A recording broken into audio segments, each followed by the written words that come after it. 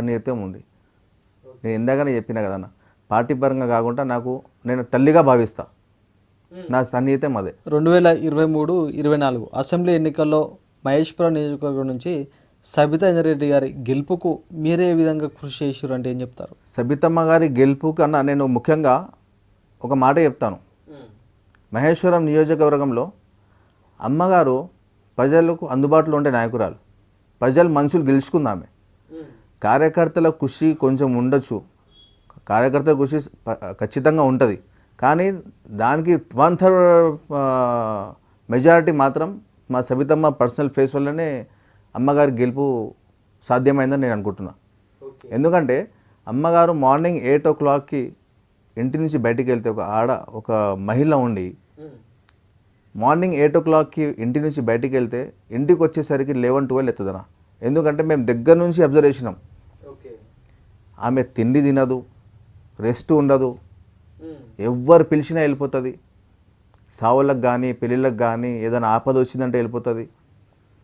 అందుకనే ప్రజల మనసు గెలుచుకుందాం. కానీ నియోజకవర్గంలో ఉండరు కదా సబితా రెడ్డి గారు. ఎవరు చెప్పారన్నా నియోజకవర్గం? ఎవరు చెప్పారు?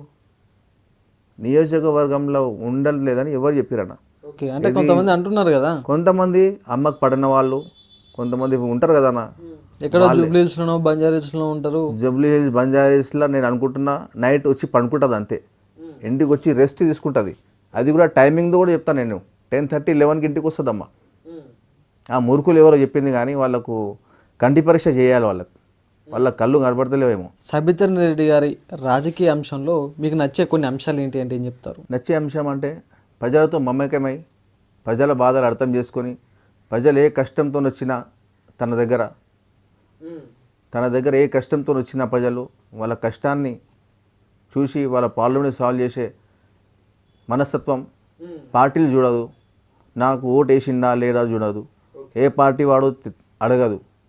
బీజేపీ పార్టీ వాడు వచ్చినా, కాంగ్రెస్ పార్టీ వాడు వచ్చినా, మరి ఏ పార్టీ వాడు వచ్చి వాళ్ళ ఇంటికి గడప దొక్కినా, అమ్మ నాకు ఈ ప్రాబ్లం ఉంది, నాకు ఫలానా ఇబ్బంది ఉంది, నా పిల్లలకు college fee, admission, school admission, ఏ హాస్పిటల్ కానీ అమ్మ పార్టీ చూడదు. నా ఇంటికి 100% చేస్తుంది. ఈ మాట నేను అంటలేనన్నా, మీరు సర్వే చేయండి. నేను మీకు ప్రతి గడప తీసుకెళ్తా. మహేశ్వరం నియోజకవర్గంలో ఏ ఊరు వెళ్తారో మీరు డిసైడ్ చేయండి.